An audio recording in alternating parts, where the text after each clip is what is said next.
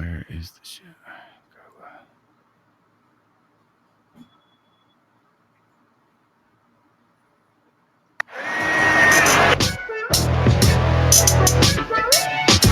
Falls out. Recovered by Keithley.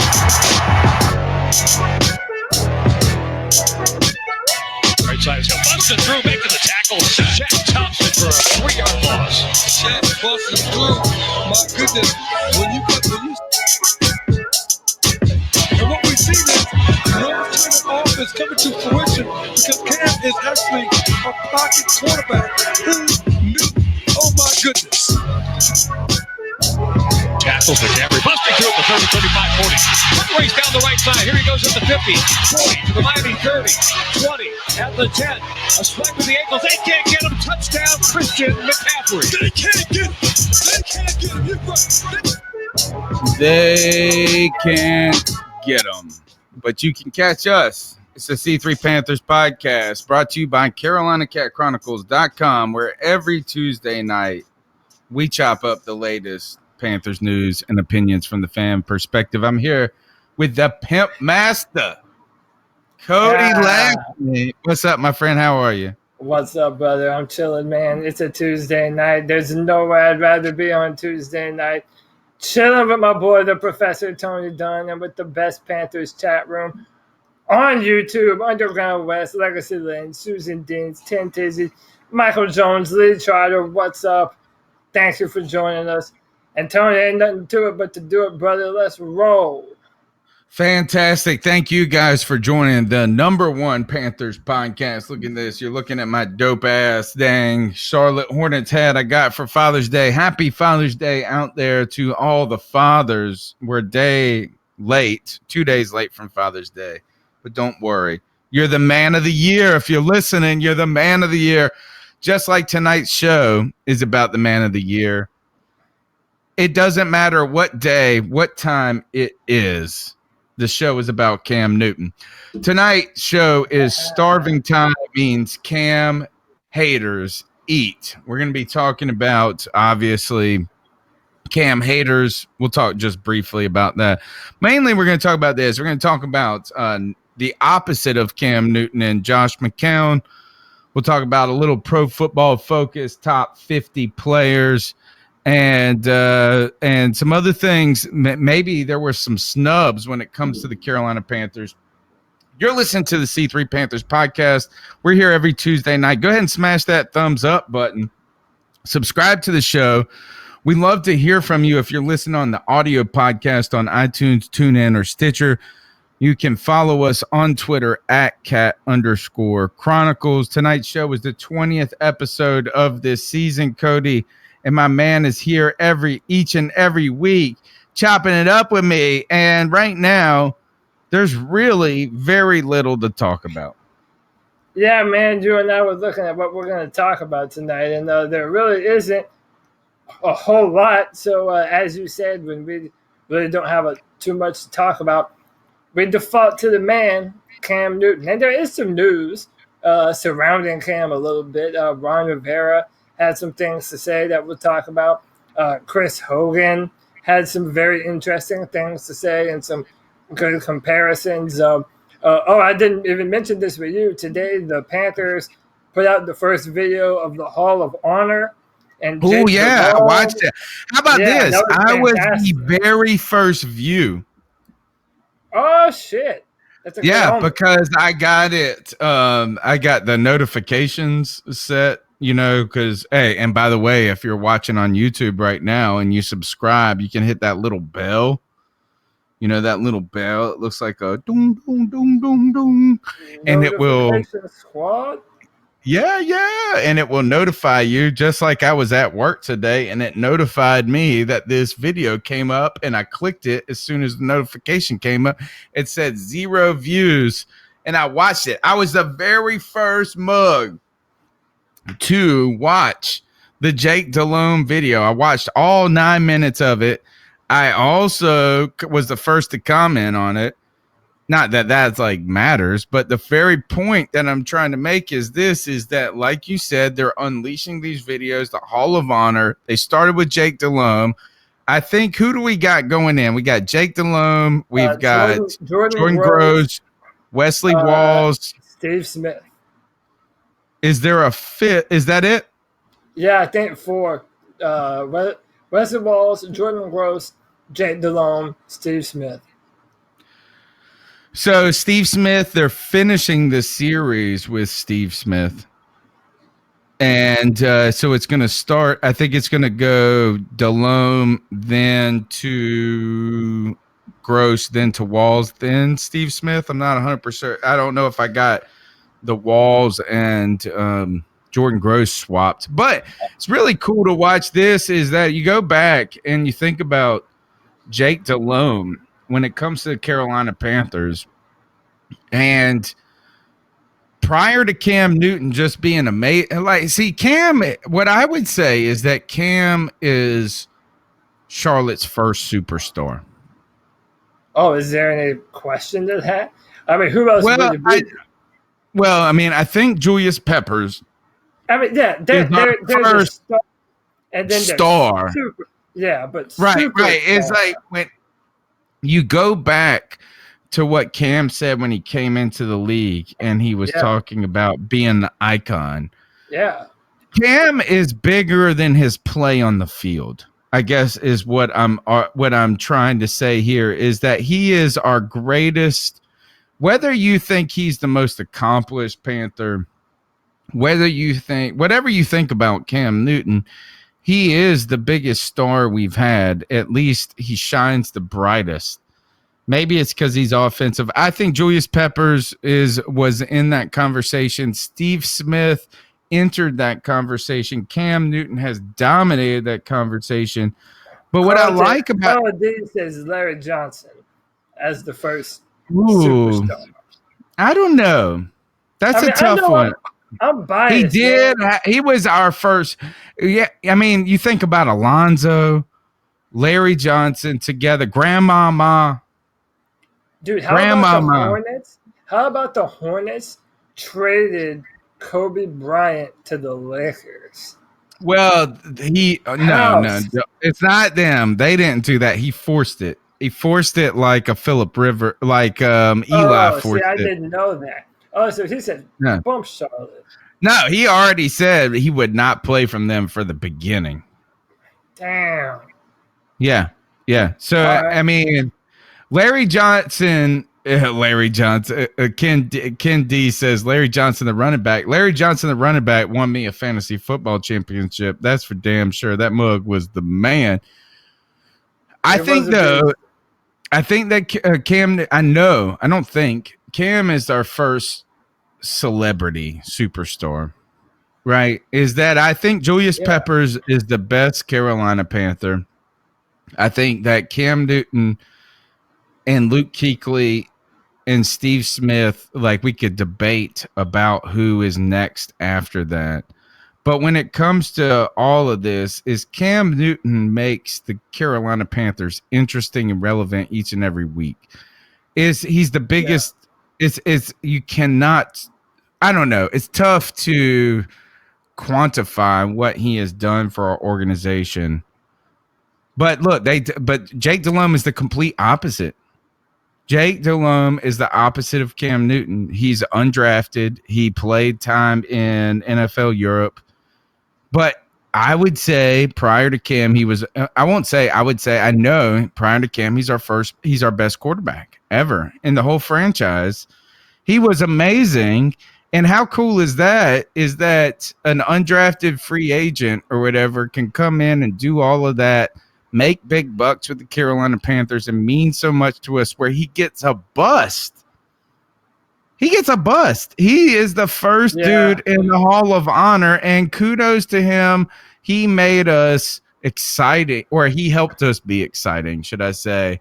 But I love Sam Mills. Sam Mills is the first person, I believe, in the Hall of Honor. And then, Jake Delhomme. I mean, what other person other than Sam Mills, obviously, would you put instantly right away? I mean, Jake Delhomme brought. Well, when I say first, I don't mean that the first in our Hall of Honor, but the first that they would leave. Yeah. And I think that's the best choice, don't you? I mean, led us to a Super Bowl, and a great football team, a wonderful season for a relatively new football team. And the Carolina That was Panthers his first hadn't been year with the around that. Carolina Panthers. Yeah, man. He comes in competing for a spot, and my man takes us to a Super Bowl that year. That was 2003. Played with us. He signed a big contract in 2005, I believe, 2006. No, but we made the playoffs 3 times with him. We made the playoffs with 3. And here's the thing. Don't forget how great Cam is with this, is that we made the playoffs with Jake 3 times in 5 years. I think we made it 03, 05, and maybe 4. But Cam did that already and made it look easy. Yeah. You know, and people I'm not, again, we'll talk about how awesome Cam is, but kudos to Jake Delhomme. It's a great story. Go watch the video. It's very short, 9 minutes, does no justice to his career in Carolina. I think Jake Delhomme was too stupid to know how good he was. And I'm not trying to mean like he's an idiot, but like he was dumb enough to take chances. How about he was the backup to Kurt Warner in Amsterdam? I had no idea until I saw that in the video today. I was thinking about this when it came to who was that jackass that we drafted in the second round, right before Cam, that Mel Kiper said was the man. He came out of Notre Dame, and he was Blaine. No, not Blaine. No, that Blaine Gabbert. Jimmy Clausen. All right. So when I think about Jimmy Clausen, one of the things that I was crazy about I would just lose my mind watching him play, is he was too scared to throw the ball more than a wide open receiver. No, you know what I'm saying? Like, unless the dude was wide the fuck open, he was not interested in throwing it. And he wouldn't throw the ball. It was like an old one-eyed Winky. What was his name? Something Winky that we had before Jake Delhomme. His name is, hold on. He was a 30-year-old Heisman winner, and his name was something Winky. Oh no, that one-eyed Winky is what I called him. Hold on. The chat room will get us. Don't worry. One-eyed Winky. Anyway, these guys were too gun shy to throw the ball down the field in fear of making him a Chris Winky, Lee Trotter. Thank you, Lee. Chris Winky. They were too gun shy to throw the ball downfield. Specifically, Jimmy Clausen, too gun shy to throw down the field. And so when Cam came into the league, one of the things, go back and listen to the podcast 5 years ago. And I know that's not when Cam came into the league, but we've been doing this 5-6 years now, 6 or 7 maybe.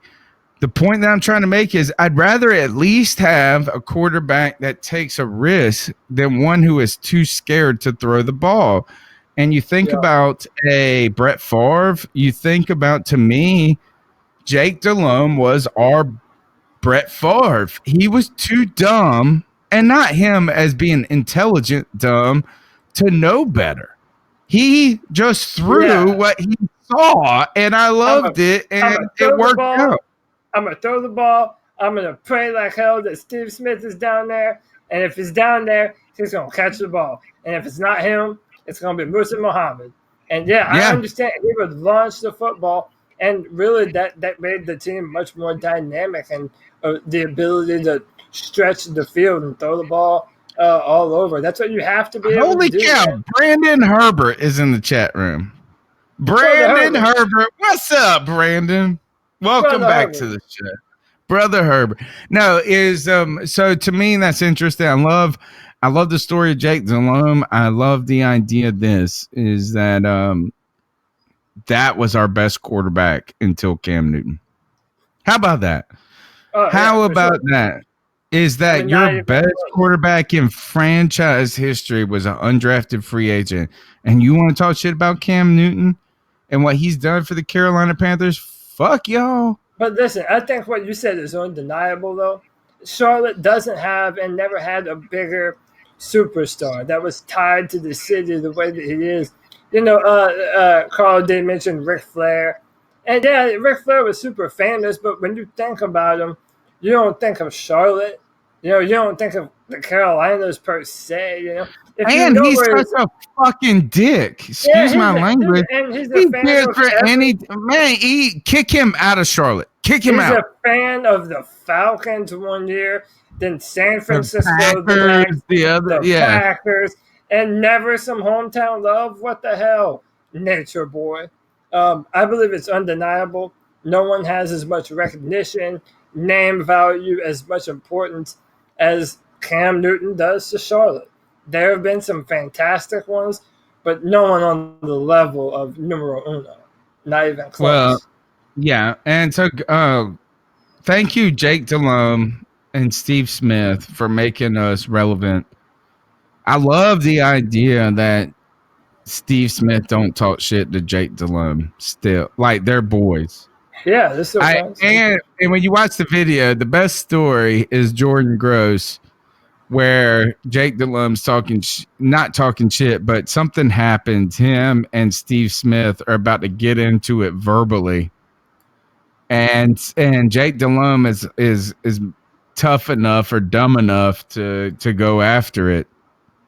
And Jordan Gross says Jake Delhomme put his chin strap back on, like he strapped his helmet up before he went and confronted Steve Smith. Like, I'm ready. I gotta get ready. I'm going into battle against Steve Smith. I love that. He might throw a blow at me. I better be prepared. Yeah. I mean, total competitor, Steve Smith, and that's why they're saving him for the last, because he really is the greatest Panther. And while I will say that I continue to believe that it goes Julius Peppers is the best Panther ever, I think he's our best player. Like, I think Steve Smith is the best. Well, I mean, ultimately, I think of him as a Panther. Sad that he went to finish those last couple of years in Baltimore, but yes, he had the most productive. He was the most productive Panther. There really was. Here's the deal, and I know that Brother Herbert is in the chat.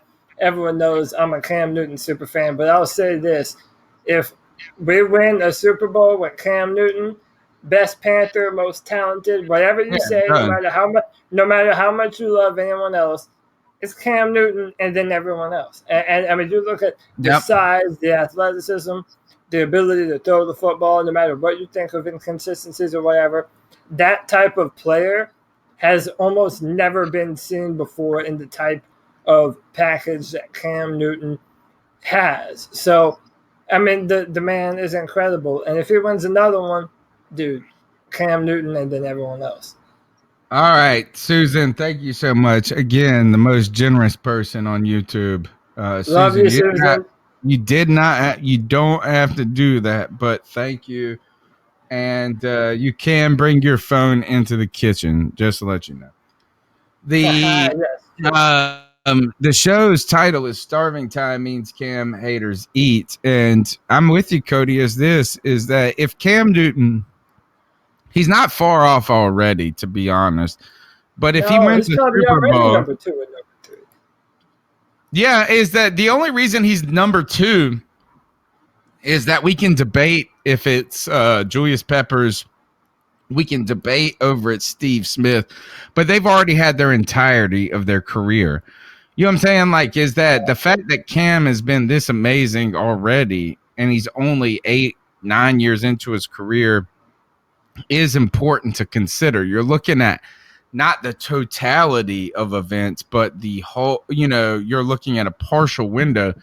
But let's go ahead and talk about the reason I titled the show this Starving Time Means Cam Haters Eat is because somehow on Twitter, there was some sort of Cam Newton discussion or something, and then some asshole who is his Twitter handle was like John Elway's ego, or I can't remember what it was, and he made a joke about Cam not jumping on the football or whatever, not being good in the press conference afterwards. Same old bullshit, pretty much. But John Elway, 14 years before he won a Super Bowl. Yeah, 14 years. Five Super Bowl appearances. He's 2-3 in the Super Bowl, I believe. The fact that I think that one of the things that the internet has done when it comes to statistics for football players or whatever it may be, or any sports player, is that we think that like nothing means any, like it's not cool that anymore. It's like, oh, you rushed for 1,500 yards or 2,000 yards, no big deal. Somebody did that. I don't know. Is that, here's the idea is if Cam went down, if Cam retired tomorrow, he would have a more accomplished career than like 95% of people who played in the NFL. Yeah. Making it to the playoffs 4 times in his career already, winning an NFC championship, being to a Super Bowl, and offensive rookie of the year, an MVP. Those are like all you need. If he gets a ring, Cody, it's like game over. Well, and like, people are already talking about, people. do you think about, Hall of Fame with Cam Newton, and you already look at the records that he's broken. Listen, I think I can already make the case, especially if he plays another 20. I am certain if he plays another 5 years, we're going to have a Super Bowl. I'm telling you that there is a Super Bowl victory in our very near future. I'm telling you this as I am right now. But even off of what he's done right now, the amount of records that he's broken, who's been able to do what Cam Newton has? He's up there when you match him on a lot of different things, stats, most rushing touchdowns. The threat of Cam Newton running the football makes him one of the hardest quarterbacks to prepare for. So, yeah, if Cam Newton wins a Super Bowl with Carolina, come on, he's a Hall of Famer. Well, definitely he is. I think he already is close, but you're right, is that it's solidified at that point. I don't know what we need these days to be excited. I guess the haters are going to hate, right? Starving time means Cam haters are going to eat. All right, let's go on this. Let's talk about this. Is that while we're talking about a remarkably accomplished player getting hated on, let's talk about a remarkably unaccomplished player in Josh McCown getting a lot of love from every one of the 8 teams he played for. Josh McCown announced his retirement, and it is relevant to the Carolina Panthers because he played 2 seasons for the Carolina Panthers. He is also retiring to help coach his son who lives in Charlotte. He played in 2008 and 2009. He had a 16-year career, Josh McCown. He finished his career 23-53. Ugh, yuck. He was 3-0 as a Carolina Panther, but he also only threw 1 pass for 6 yards as a Carolina. How do you go 3-0 as a Carolina Panther? How do you play? He must have come in for 1 down on and kneeled it in 1 game. I don't even understand this. He played 2 games in 2008, and he had a 0 stat line with a QBR of 6.8. In 2009, he played 1 game. He threw 1 pass for 1 pass for 6. Oh, he was 1 for 6. Excuse me, 1 for 6 with a 16% completion rate. He got 2 yards passing as a Carolina Panther. I saw somebody say that he had an admirable career. And I would say admirable is one way of looking at it. Since 2011, since 2013, He went 3, 4, 5, 5 and 10. He went 10 and 12 and 7 is 19. 19 and 18 is what? 27. He went 10 and 30. Yeah, that's not the best record in the world. God bless you, Josh McCown. But I do want everyone to have the moment that you had before the show when you realize he's a better basketball player than he is a football player, dude.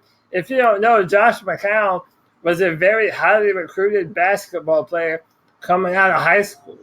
And he had offers to go play legit basketball. Homeboy can ball. Maybe he picked the wrong thing, man.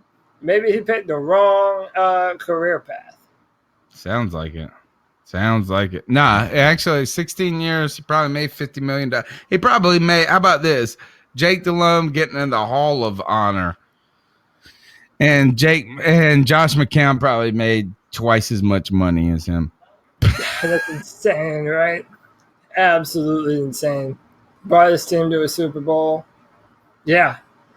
Hey, man, it's a hard knock life. That's how it rolls sometimes. That's how it rolls sometimes. So to you, Josh McCown, well done. And all right, so what else we got to talk about tonight? Let's. How many cat calls do we have? You want to sparse a few in now, then talking? Yeah, and let's go ahead and get into that. We got a couple. We got a good amount tonight. Let's see what we got to go. Your thoughts on catcalling? Yeah, it's pretty. You shouldn't do that to somebody. And how did that make you feel? Very uncomfortable. So how do you think catcalling makes the person feel? It feels good, like.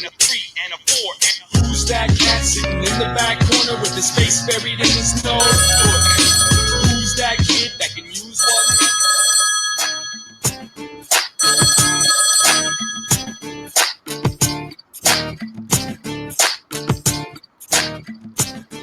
I hope y'all having a good day. I'm glad y'all be doing this podcast. I haven't called in for a while. I feel like a while anyway.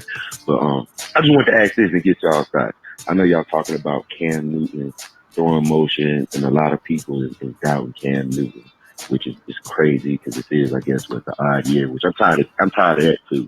I'm tired of just we having a bad year and an odd year. To me, I do feel like this should be wrong. There's this deadline. This should be the deadline for Ron Rivera. If we have another mediocrity season, you need to go. You need to kick the bucket. Kick the bucket. And also, I want to see, like, do y'all care more about Cam Newton arm strength? Because I do eventually believe that's going to come back. Like, it's proven with Tom Brady, Drew Brees, them having arm surgery and they getting their strength back. To me, I don't really worry about Cam Newton's arm strength. It's more of him analyzing the game. Like, that's why I think Cam Newton needs to get better at analyzing, making his progressions up the field. Like, if he gets that down pat, I think we'll be unstoppable. Because to me, like, he's just like a John Elway. He got the cannon arm. He got the mobility. He just got to be able to go through his progressions better. Because, this is 9th, 10th year in the league. So we definitely got to talk about that. Some type of growth. I want to see some growth in that. And also, how do y'all feel as well, like, if this year, because of the weapons we have on offense, do y'all feel like Christian McCaffrey should get that brunt of that load that he had last year, or should it be lessened up this year? Because I think he should definitely have a less load, and it will take the pressure off him. And he didn't get banged up really last year. I like Steve Mac Miller, and I want to keep him for a while. He do everything. So do y'all think we should, like, do the same thing we did last year, or this year involve everybody? We need to see more Curtis Samuel. Everybody on Curtis Samuel now. But everybody's on Curtis Samuel. Yeah, I do believe Ian Thomas should be a lot better. What do y'all think about that? And also the nickel. Because that's, to me, the only problem we have in the secondary is the nickel. I like Dante Jackson and James Bradbury. What do y'all think about our nickel situation? Hope y'all have a great day and a blessed week as well. What a great call that is. 4 questions. Let's start with Ron Rivera. Okay. Ron Rivera, first question, I think is the easiest. Is that I think that we have said that, Cody, you have been adamant about you wanted Ron Rivera gone last year. Yeah, or this past season, right? Yeah, I thought that based off of last season, it was time. I hope I'm wrong. I hope that you I'm were wrong. honestly You pulling were for the wrong. man. You were one season too early. But I Yeah. think this is that Herney has pushed the chips all in. Herney has given Ron Rivera the most tools he can give him. You know what I'm saying? Like you cannot sit back and look at this. In the past, we've gone, well, Ron Rivera has done a lot with what he has maybe had. Cam Newton has done more than what he has been could do than anybody else. But at the end of the day, I think I've said this over and over, is that both Marty Herney and Ron Rivera's jobs are on the line this year, and not even just on the line. It's like success or none. Like if we win 8 games this year, everybody getting fired. Everybody. Yeah, you have to, because David Tepper came in, everybody was in place, so he let them have their season. Then he let them have one more season. So and they've done great. Marty Herney has gone fucking balls to the walls. Marty Herney has done a fantastic job. But what are our criticisms of Ron Rivera? That he doesn't put the most talented player at certain positions. He'll go with seniority too much. And there are times when certain players don't see the field enough. There are times when he is terrible at managing timeouts and the clock. All of those things we need to see change. I'm hoping that they will. If they don't, then it's very reasonable that, maybe I was right. Maybe Ron Rivera should have gone. But I am hopeful. I do think that Ron Rivera has acknowledged that it does have to change. That said, we've all said that might be cutting the crust off of a peanut butter and jelly sandwich. We don't know what that means. Nah, it went to a fucking 3-4. I think that this staff, and I would say, is that Marty Herney has done everything that he could. It's hard to think of an offseason where he could have kind of done more, right? On top of that, I think that Ron Rivera switching to this 3-4 has shown I think that Ron Rivera has grown, maybe. I don't know. Is that I'm on the keep Ron Rivera train right now. And we'll have to see this season how it goes. But right now, I feel that Gerald McCoy coming to the Carolina Panthers and citing the continuity of leadership is a big deal. And while we can look at I feel like if you go and you look at any other podcast or blog, they're all talking shit about how their coaches use timeouts. Just like we are. You know what I'm saying? Like, so now, I mean, it is infuriating. It is infuriating that he is not better at what you would think he would be great at, which is you're a defensive damn coach. You should know how to wind the fucking clock down. At this point in the ball game, you would think that he would know some of this. Also, he would choose to kick field goals instead of going for it with 1 yard left with the most dominant short yardage player in the NFL. So, with that said, everyone, we are joined by one of the founders of the C3 podcast, Joe Riolano. How are you, brother? I'm doing well, man. It's good to be with you guys. I'm looking forward to being on the rest of the show. Good to have you, man. Joe, we came in here hot, bro. We came in here hot. I was setting up the show at 8, whatever. I was texting you the link after we already started. We are hot as a mug, but at the same time, there's really not been a ton to talk about. What we're talking about now, we've been talking about Josh McCown's retirement. We've been talking about Ron Rivera's evolution as a coach. And we have 4 questions. We already started the cat calls. The first question was about Ron Rivera and him being a make it or break it. The number 2 question, I believe, was, let's go back to this. Going back to the call, I can remember maybe 3 out of 4. One was, should we be should we be concerned about the role of Christian McCaffrey? It may be too much being a problem. He did play 100% of the offensive snaps. I agree with the caller on this. 100% of the snaps too much. I'm okay if he plays 98% of the snaps. But I'm almost like this is screw it. You're not going to like this, folks, when you hear it. Let's just run that ass right in the ground. That's how I feel about any running back, is just run their ass in the ground and churn them out and move on. I'm not saying that I'm ready to move on from Christian McCaffrey, but trying to guard him and shield him is a long game. And I don't know if that's what you need to do with running backs. Joey, what do we do with Christian McCaffrey?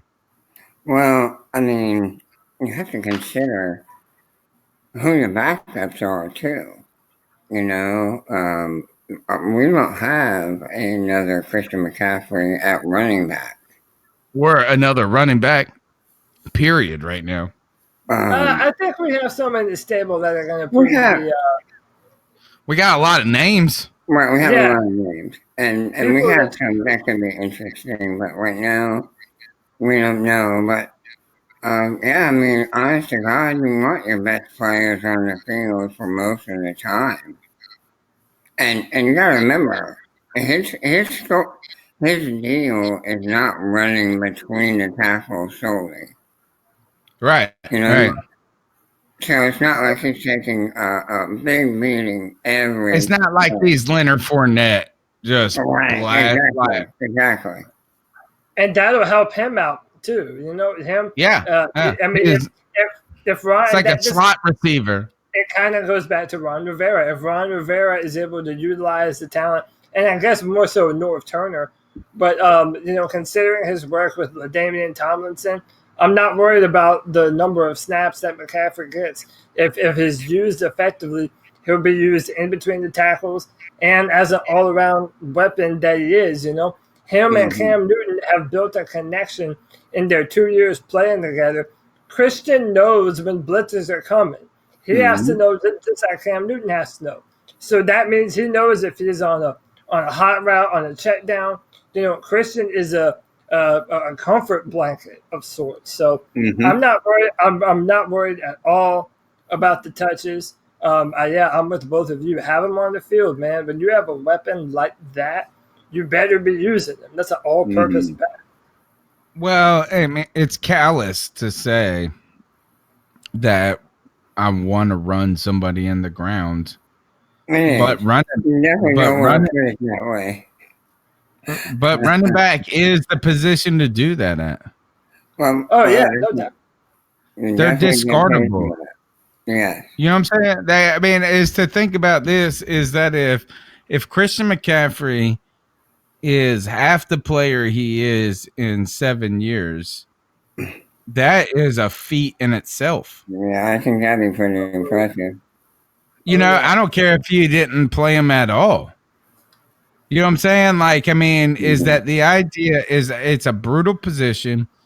I think that it's just like, look, Alvin Kamara, I think that's what made who's my man that Marshall Faulk. That's what made him so amazing. Is that he was able to carry, and Edgerrin James, another player like that. Emmitt Smith, another one that they were able. There was a longevity that outshined that position group generally, you know. And I think Marshall Faulk is probably the closest comparison to a Christian McCaffrey that I can think of.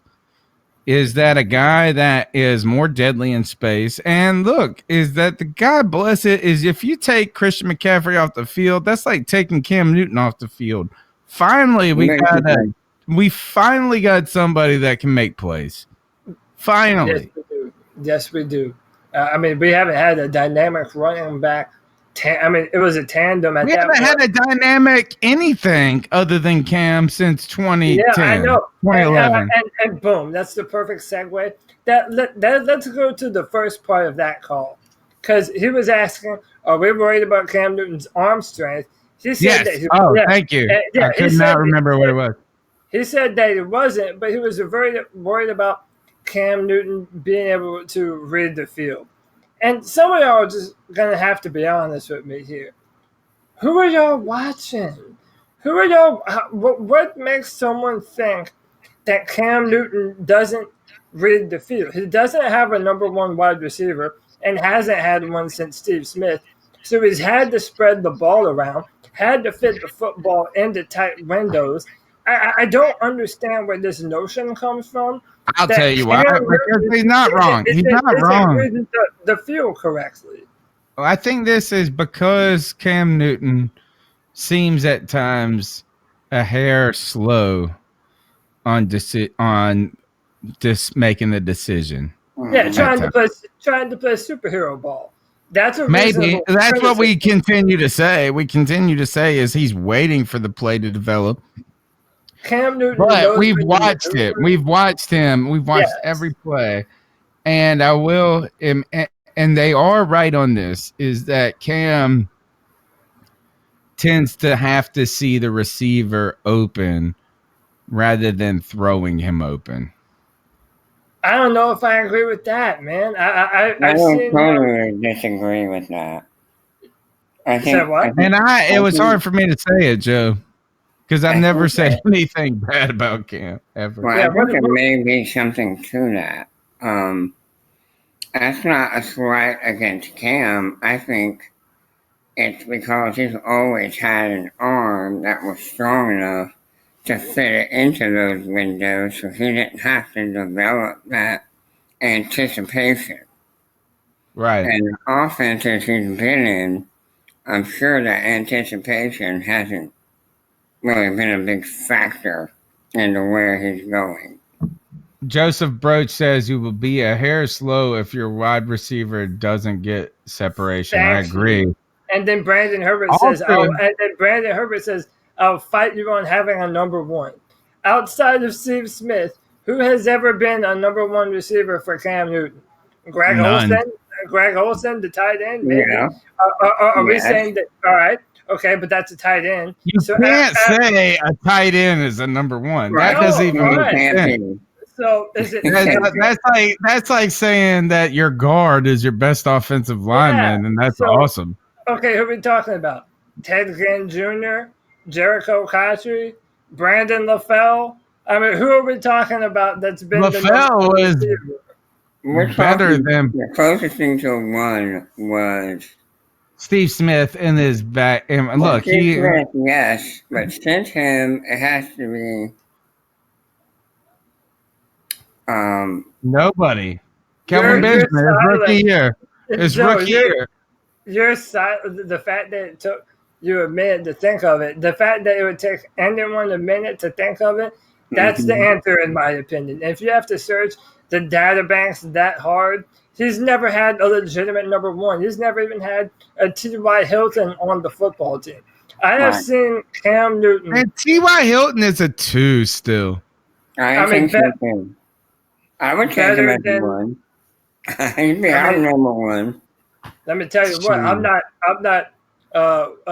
kicking him Cam off the Newton has had team. nothing. He has had nothing on this team until Christian McCaffrey. Christian McCaffrey was the first guy that was a playmaker outside. Now, I mean, I will say, look, is that we did have Jonathan Stewart who had a resurgence in 1 year.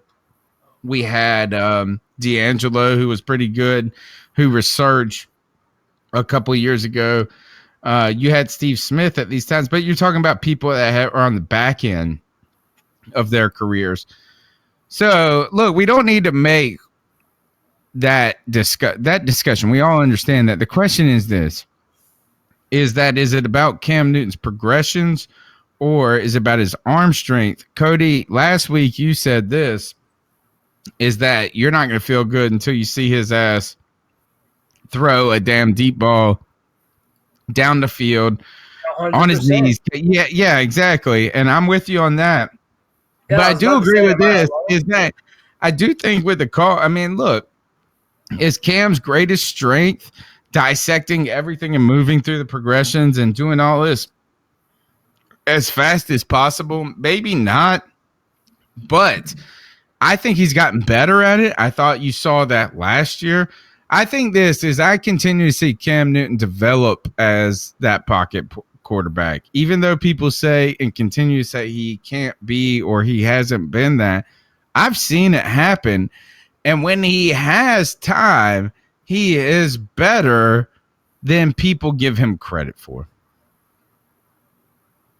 Yeah, I mean, I feel like we have this conversation all the time now. And I understand that, like, it's polarizing.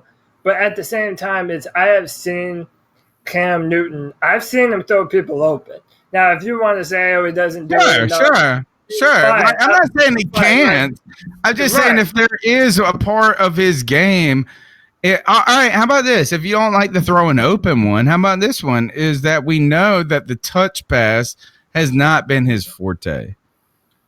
And that is like this. It's kind of like playing catch with my kids. Is that I have these little children who are under 6 years old, and they throw the ball up, and they'll be like right beside you, and they're like, "Hey, you want to play catch?" And you're like, "Sure," and they rocket that shit right at you, and you're like, "Whoa!" I mean, that's the Cam Newton. Those are the criticisms that I think are okay and realistic, but I don't give a shit because Cam Newton is awesome. And then this is my thing. So Cam Newton's throwing the deep ball and is one of the best at it. What happens as soon as you put a running back around him that can catch the football? Cam Newton's throwing to Christian all the time. Like he's done it his whole life. You have to show me evidence that Cam Newton doesn't do something before you tell me that he doesn't do it well. That's all I'm saying to anyone. You have to show me. I'm at the point is that I don't care. All right, first let's give a little shout out. Wes, he says I think Curtis Samuel will emerge as the number one this season. I would say don't sleep on DJ, but okay, I'm happy if that's the case. Joseph Broach says that Cam still went to a Super Bowl first and was the league MVP first. I think he's comparing that to other players in Panther history.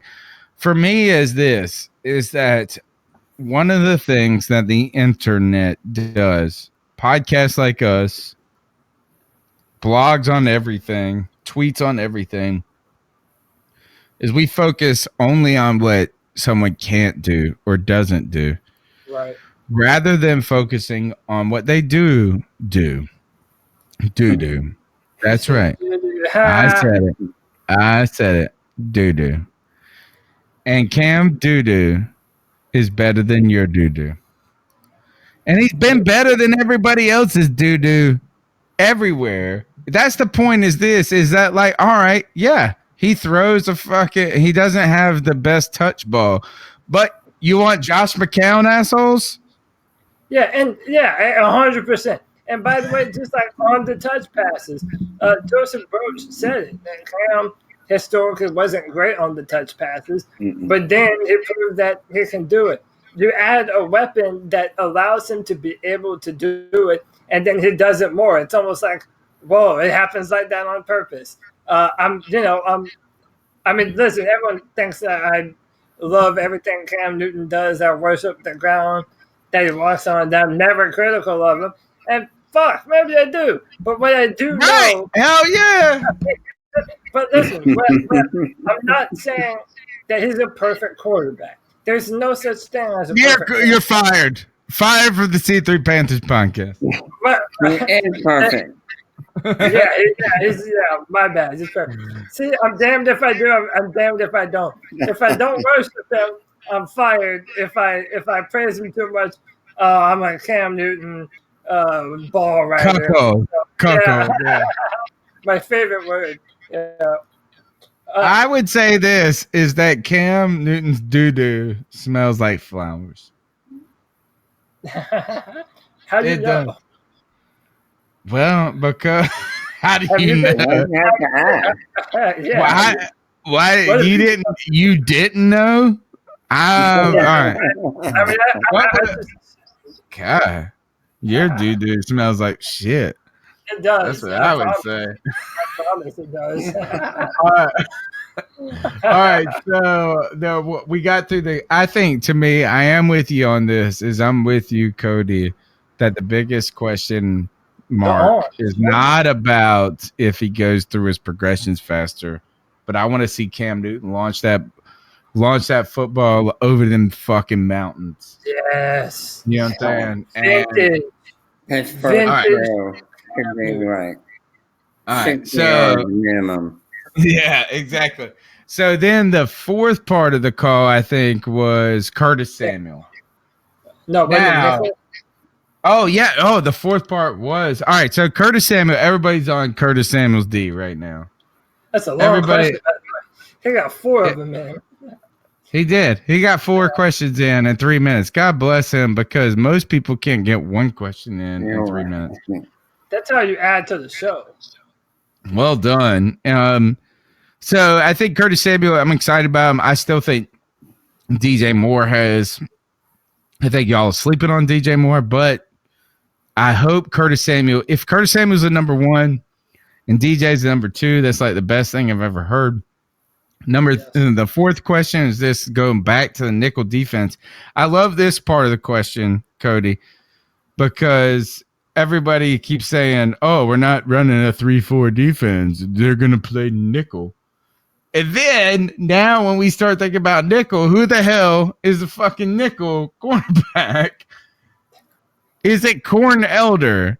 Is it Dante Jackson? Please, I want Dante Jackson on the outside. I want Dante Jackson. I feel like he's our Deion Sanders, bro. That's what I think Dante Jackson could be. Mm-hmm. I mean, I don't know who. You know what? I don't know. I don't really know what the nickel's going to look like. Some people have said slide Golden in there. Some people are upset. I saw the best thing. It was Pat Coltrane. And you can see he's got the train stop. I think that's on Wednesday nights. The train stop is another Panthers podcast. Pat Coltrane said this. Pat Coltrane had the best tweet. And it was when Corn Elder picked off this pass from like Will Greer or somebody.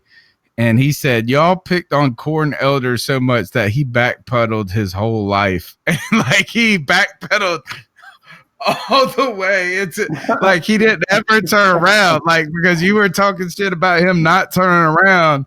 That mug never. It was the best. I got to go back and get the tweet.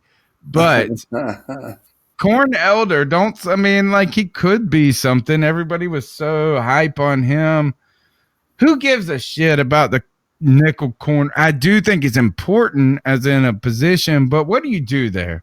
What do you do at nickel? To the caller, Joey, what do you do? I think the one person that we're sleeping on is that guy that played for Duke that broke his leg last year. Who came from the Giants, and his name is, somebody in the chat room help me out. And that is we signed him as a free agent last year, and then he got hurt in training camp.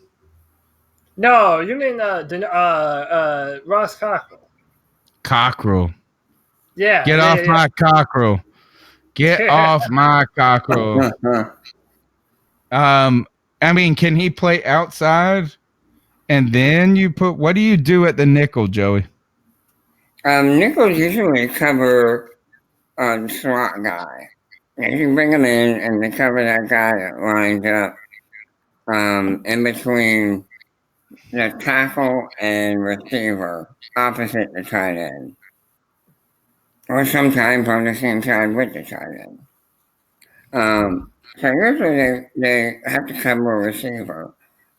A lot of the time, a shifty, really quick guy. So you don't want a big guy. You don't want a guy that, which has always been kind of strange because some of the nickel corners that have been best for us have been a little longer than I expected them to be. You're right. I would agree with that statement. I'm trying to think of that guy that we brought in 2015. What was his name? Something Johnson or something. We brought this guy in, and he had been in the league for a minute, and he added a lot to our team. And I thought, man, you're not athletic enough to play the nickel, and he did it okay because at least you keep it in front of you. You know what I'm saying? Yeah, like if you make a mistake, good point. Ideally, the strong safety and the free can bottle it up. Right. It was Cortland Finnegan. Exactly. Finnegan comes in, and there was another guy that came in. I thought his name was something Johnson. Drayton Florence was Leonard something. Thank you, Carlton. Leonard something. That's the exact one I'm thinking. Leonard. I cannot believe it. But I look and I think of him, and I just was like, man, he's longer than I expected. Right? But Trill says this, anything is better than Captain Munnerlyn. And I think that's true. Is that here's the thing is Captain Munnerlyn was not good for it did not work coming back. The coming back home party did not work. And do you remember we had that Minnesota guy come on our show, and he had us hyped up for Captain Munderland and how great he was in Minnesota. He was great for us when he left, too. I mean, yeah, right. He was great for us when he left. I don't know. That's a wide open spot right now. Leonard Johnson is the name. I do agree with you. I want Dante on the outside. Let me tell you, from everything that I have seen with Dante Jackson, he has everything that you want in an outside shutdown corner. I mean, that's what the man does, and he's a badass at it. Corn Elder, Rashawn, Golden is someone that I've heard a lot about at that position, and apparently he bought into that. So now he's ready to compete at that position. I'm happy with either of those two. You draft a player and put him in, and stop the down the field outside routes, stop the verticals, and we're good to go. The pass rush should be able to get home. What a fantastic call. You just made our show. In fact, how about this? Just call into the Cat Calls line at 252-228-5098. And you didn't say who your name was, but call again at the beginning of the show because you made the whole show. Well done. Great call.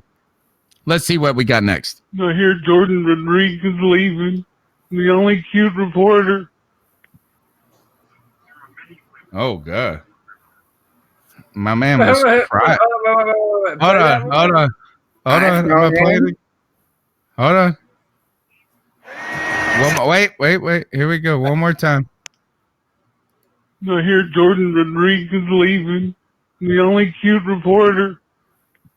God. My man's crying. He's torn up.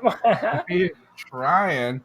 That Jordan Rodriguez. First of all, let me give you this. Maybe my ice up pick should be to all you stupid ass beat writers who think you're cooler than the damn C3 Panthers podcast. You come on the show and then you ghost us afterwards. I try to say nice things to you, like congratulations. You say thank you to everybody. And not that, I guess maybe I am petty enough to need to thank you, but Jesus Christ, y'all are here for 2 years and then you leave. Can't say hello or goodbye, but God damn it. We've been here for 7 years. Take that, motherfuckers. And Marcel Luis left as well. He didn't ghost anybody, but it was great when we had him on, and he's so was Jordan when she came on. The great when they came on, but it's like Jesus, y'all mugs think you're cooler than you are. I will say this is that Jordan Rodriguez put out this post. Actually, both of them. How is the Charlotte Observer going to replace 2 beat writers in the same moment? I mean, that's got to be tough. Joe, what you got? Well, I'm saying that's ridiculous to have to do that. And both of them were newer. Right. You know what I'm saying? It's not right. like you had like a 10-year-old vet. Joe Person had already left. He was the old hat. He Right. left and went to the Athletic. Jordan Rodriguez stepped into his position. Marcel Louis-Jacques comes in and steps into Jordan Rodriguez's position as the baby. Look, Jordan Rodriguez was wet behind the ears when she came to Carolina. Mm-hmm.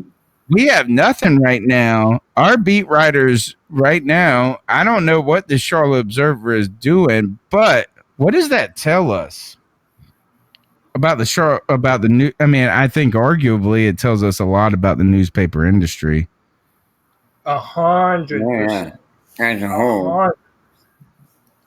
Because you would be thinking this is that you land that job and you trying to be the next who's I'm trying to think of the other guy that's like some of those guys something starts at F.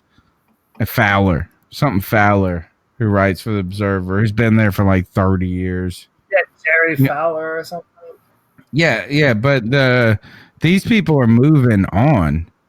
Now, Jordan Rodriguez, you know what is I would argue that Jordan Rodriguez, I won't argue it. I think she was a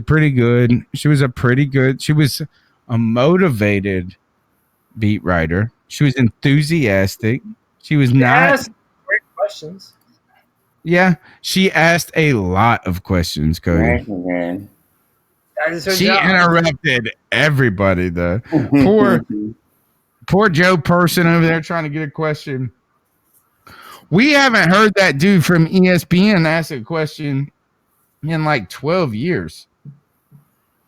Who, the one everybody hates. Who does everybody hate from it? David Newton? Derek? I have not heard David Newton ask a question in a press conference. Yeah, ever, Joe. She go back and watch the last couple of press conferences with any player, and she's apologizing to all the other writers for like asking all the questions. But I think that's enthusiasm. I know it's enthusiasm. She struggled though. She did not say this in her I wonder what you call the letter you write, thank you for my time here. She wrote this on Twitter, check out my thread, thank you for this opportunity. She did not mention the Cam Newton routes experience. She didn't mention, and I expected her to. Yeah. She didn't mention Cam Newton at all. She mentioned Julius Peppers, Jonathan Stewart, Kirk Coleman. Yes, she did. She mentioned Kirk Coleman. No, she didn't mention nothing about no routes. No, Lee Trotter says the rumors is that she's taking David Newton's spot at ESPN covering us. Now, that's a rumor. I don't know, but that's what Lee Trotter just would not be bad, but I would say she's going to get fired shortly unless she starts making some headlines on her own like David does. Anyway, the number is 252-228-5098. We had nothing to talk about. We're over an hour into the show, and we've only gotten to the second call. Here's the second call, the cat calls line. The third. I hear Jordan Rodriguez. Oh, it's the same one. Oh, it's the third. Sorry. All right. Sorry, I forgot about that guy crying. The crying ass Jordan Rodriguez fan. I've never heard anything like that. I feel bad for that mug. Hey, Cody, Tony, what's going on? It's Josh from Mass. I know I was after last week. You have to excuse my lack of attendance in the chat on the call. Oh, you're excused. You have perfect attendance until then. Anyway, I noticed everybody talking about Cam's quote-unquote new and improved throwing motion, all this. There's been a lot of talk about, well, was his motion really that bad before? Because he's always had a howitzer for an arm. That's true. He always has. That's the word, howitzer. But I think the reason it's being called new and improved is because if you look at the way he's throwing, he's not just throwing and putting it all on his shoulder and upper back. And, he's stepping into his throws And although it's not a wildly different, it's not a massive difference. It's a First of all, zero but difference. It's smoother. It's less That's stressful on because that he's shoulder. throwing That's the 5 thing. yards. I think some of Cam's shoulder problems last season in a row, from the way he throws the ball, couldn't deliver a crisp, clean, smooth, pass. But it wasn't the regular thing. Let's be confident. Cam would just get out there and huck that ball wherever it's going to go. And when you start getting into those kind of habits, it doesn't matter how much you practice. It doesn't matter about how much time you spend on it. If your motion isn't proper, you're going to have the balls that drift a little bit higher than you want. They drift off to the outside a little bit more. And sure, again, you've got plenty of power, but now you're working your arm and your ligaments harder than you need to. So I think what we're seeing is Cam starting to pair up some intelligence, some more intelligence with his athleticism, which is really not the thing he's ever been lacking. Right. But if he's lacking anything, let's be honest, it's been football IQ. Not saying he's dumb, but if he's got any shortcoming, honestly, I'd say that's it. So I think it's just a better way for him to be prepared for what he's going to be doing. And I'm running up on my limit here. Damn. 252, 53, 54. Look at this. Right. These mugs know exactly. Look at this. You'll hear me in a minute. Yeah, look, first of all, y'all are cool as a mug when you already know. Y'all are like this. I'm on my limit. These guys are timing their own calls. I love it. All right, so I'll turn this over to Joey. I'm Cam Newton's mama bear. You talked about my son's intelligence. No, but I mean, I think he's right. Is that? Like, it's kind of like this. If you got a huge, you know what? You know what I'm saying? Like, you've never had to worry about the little extra motion in the ocean, in the bedroom or whatever, because you're like, I got this giant mug. I know. But I'm 40. Cody said, I know. Shut up. But you're 48 and you're taking the little blue pill at this point. You know what I'm saying? Is that we evolve. We evolve as players. And Cam, I know. I'm sorry, I'm dead. Joey, what do you think about this? I disagree with Josh on this very point. I can't tell shit from he always looked smooth throwing 5 yards to the 12-year-old he was throwing to, the ball boy. Until I see that shit in the game speed, I don't think anything's different. No, I don't think there's Everybody anything. died. Cody just tripped everybody out and said, I know. And he threw everybody for a loop in the whole fucking podcast. Magnums are expensive, bro. I'm just saying. Like, it costs a lot. It costs a lot to be safe out here, man. It's hard out Yeah. here. I'm Puerto Rican. That's what Joe said. Yeah. See, Joe knows, man. Joe knows. Sometimes it's a curse, But hey, you live with what you have. Oh God, y'all are stupid. Okay. Now about Cam Newton's football IQ. Yeah, that's right. Stop thinking about us. You know what, Joe? Think about that football IQ instead. All right. Football IQ is definitely there. No doubt about it. I believe he had a big learning curve when he first got in the league. I really believe that, but it's there now. Nothing, you can't deny it. Yeah, I mean, look, is that Cam Newton we know he's a freak athlete, and now it's just continued. What we need to know is this: what we will continue to watch, and we believe in, is that Cam Newton evolves into the next phase as he hits his 30s, right? Because when he hits his 30s, he will not. Lynn says the show deteriorated quickly. Very quickly.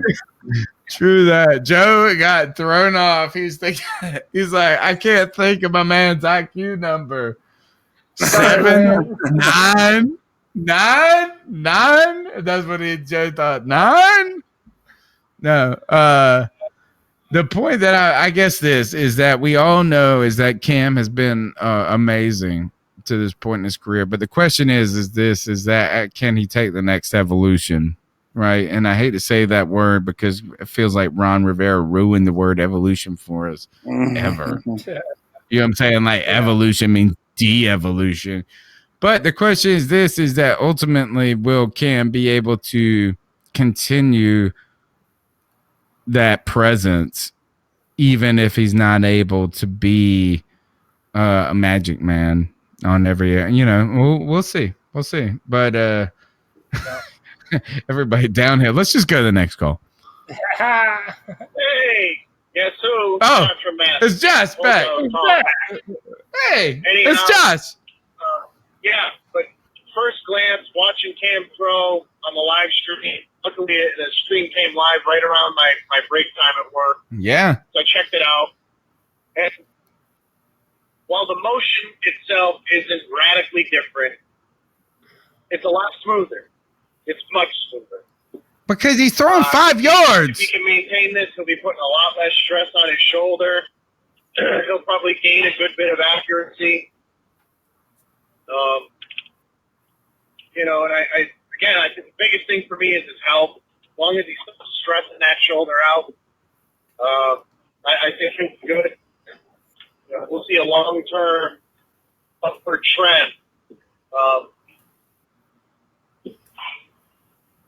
And man, the defense again. I talked about it last time I called in.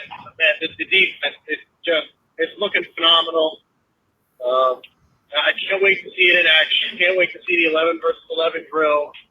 I'm actually happy to say I'm going to our preseason game up here in Massachusetts against the Patriots. I'm going to that. So I'm actually hoping that's the third preseason game.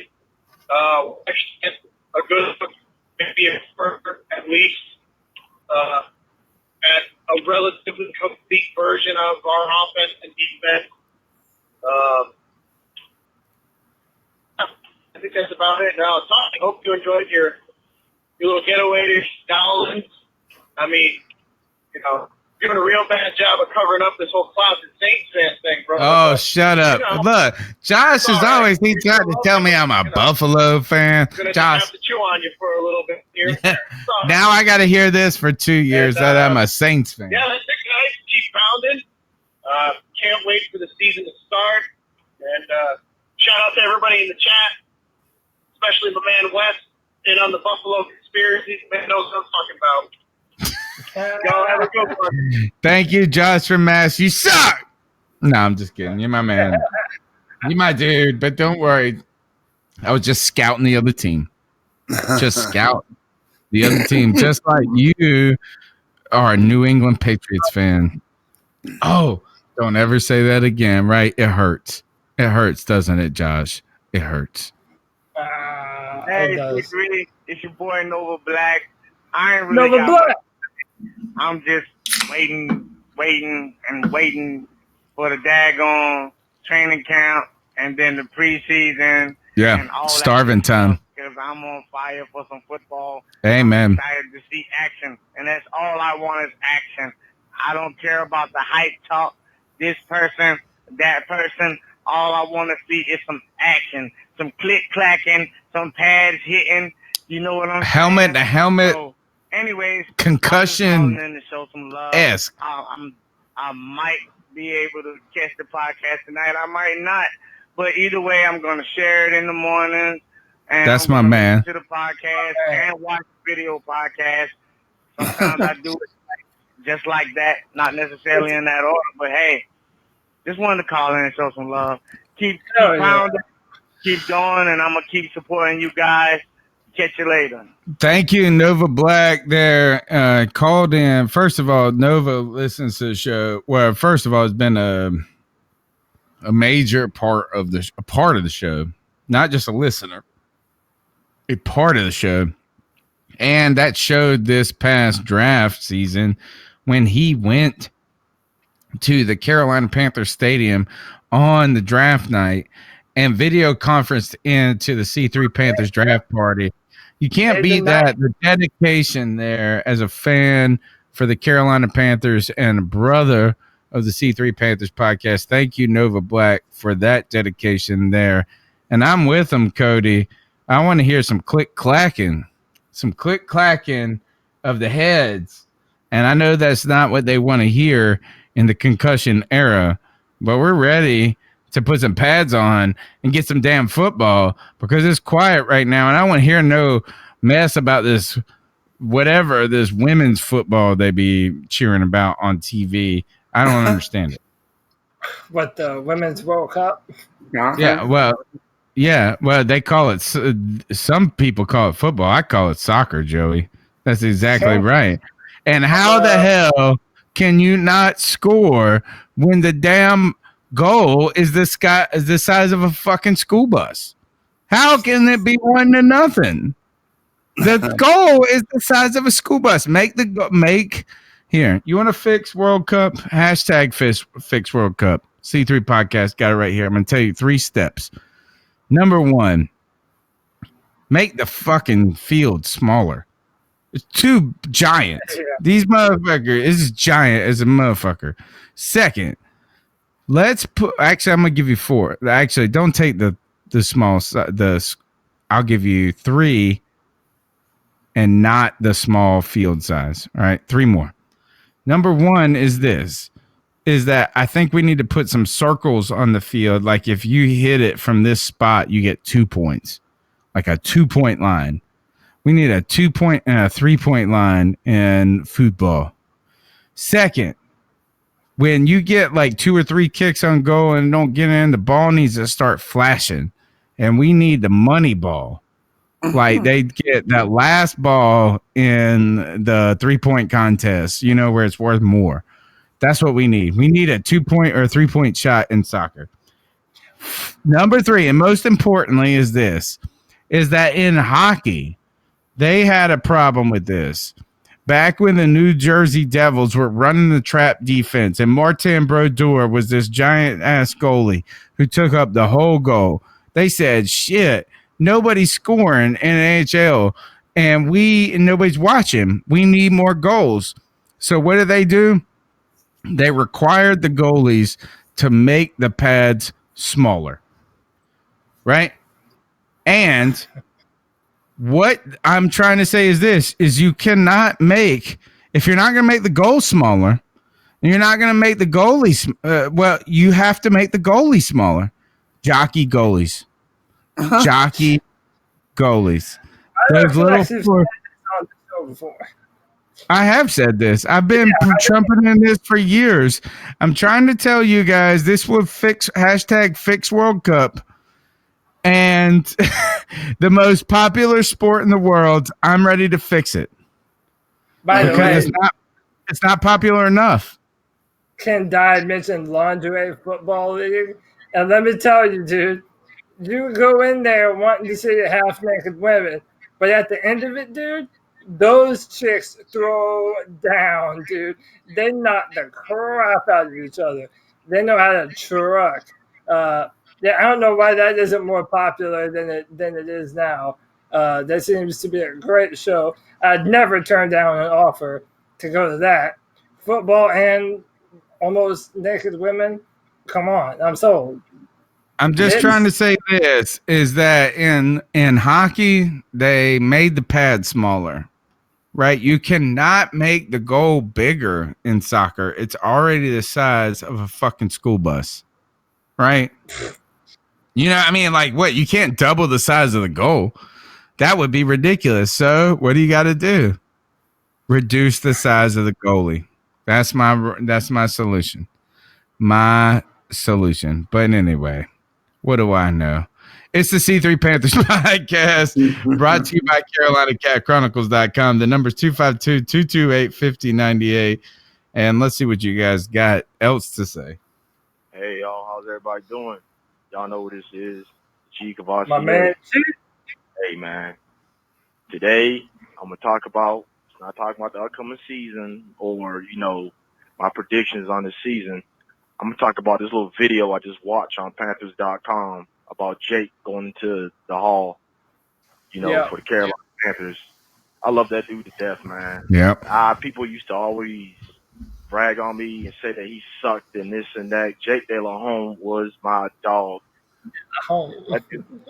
My man, he says just, every syllable. Yeah, he had a heart of a damn lion. He was a country boy just like me, you know what I'm saying? But he had a heart of a damn lion. I am so excited for him to go into the hall for the Panthers. And I'm going to say this, and I told my homeboys this a while back. I truly believe if Jake would have stayed with the Panthers, this is my opinion, I really think we could have won a Super Bowl with him. I really, really, really, really believe that. Boy. That damn dude was amazing, man. I mean, I never, ever forget the NFC Championship when we played the Philadelphia Eagles. Now, at that time, I was underway. In other words, I was out in the ocean. I was in the Navy back then. And I had a friend that worked up, you know, he worked up where all the big screens and everything is at. And we didn't have a TV signal. And I was like, please call down to the berth. That's where everyone sleeps at. I was like, let me know the final score of the game. He called down there and told me, he was like, the Panthers are going to the Super Bowl. I hung up that phone and he yelled at everybody. It was like, I told y'all the Panthers are going to the Super Bowl because nobody on my boat, nobody but me believed that they could beat the Philadelphia Eagles. You remember the Philadelphia Eagles, they had a good defense, but they had no wide receivers, man. They were just... It's like the Carolina Panthers. The Philadelphia Eagles were the Carolina Panthers. They daggone ass. So I want to say shout out to Jake De La Home. You know, I never got your jersey, but now I'm going to have to look online and see if I can get one because I will rock that jersey. I really, really would. And for everybody listening and to Cody and everybody else, keep pounding. Keep pounding, G. That's our man, G. Cavassier. Thank you for calling in to the C3 Panthers podcast. The number is 252-228-5098. And Jake DeLome, like we said earlier in the show, really important part of this franchise and a great storyline. But G's remembering the good days, right? Yeah. And that is, and and you know, I mean, he's thinking back, and God bless him. Thank you for your service, first of all, for our country and the people, for us, right? So he said he was in the Navy, and that's amazing right there, and that's a sacrifice that people make that I certainly didn't make. So God bless you for that. G. Cavassier said he was in the Navy. Oh, okay, yeah. All right. The next thing is I think it's interesting too, is that how he was receiving his news and how we were all receiving our news in 2003. You know, you beat the Eagles in the NFC Championship and you hear word about it rather than today where we watch sports. We hear word instantly on Twitter. I talk with G. Cavassier on Twitter instantly all the time, right? So I think that's an interesting thing. But the second thing is that, or the next thing, and Carlton pointed this out, is that it wasn't a good ending for Jake Delhomme. That shoulder was a problem at the end. He threw 6. We had 6 turnovers against the Cardinals in the playoffs. And then he started the next season. It felt a lot like, do you remember when we, the Super Bowl with Denver, where we got our ass, where we got beat up at the end, and then we played them. And Cam, first of all, God bless Cam, about to win the whole shit for us, and Jake and Graham Gano missing the fucking kick. Mm-hmm. I hate Graham Gano. I hate Graham Gano more than anybody. I don't like Graham Gano. I do not like Graham Gano. Do you guys like Graham Gano? What do you think? Joe, you like Graham Gano? I like him when he makes kicks. You like him when he makes a 63-yarder that, yes, one kick? I like him when he makes kicks. Cody, what do you think about Graham Gano? I mean, he's not as clutch as I would like for him to be. There are some that he just misses just randomly for no reason. And then the kicks that you don't expect him to make, he does. I wish it was more consistent. And we let go of Harrison Butker, the young dude from Virginia. We're kicking ourselves in the Butker for that. Kansas City just signed him to a deal, man. So it's like we could have had a younger guy, a bigger leg. I don't know, man. I'm not. I don't ever. I'll put it this way: I don't ever want the game to be in Graham Gano's hands if I have my way about it. Man, I'm ready to be done with Graham Gano personally. That's where I'm at. Yeah, that is where I'm at. Before we move out, Joe, what was your relationship with Jake DeLone?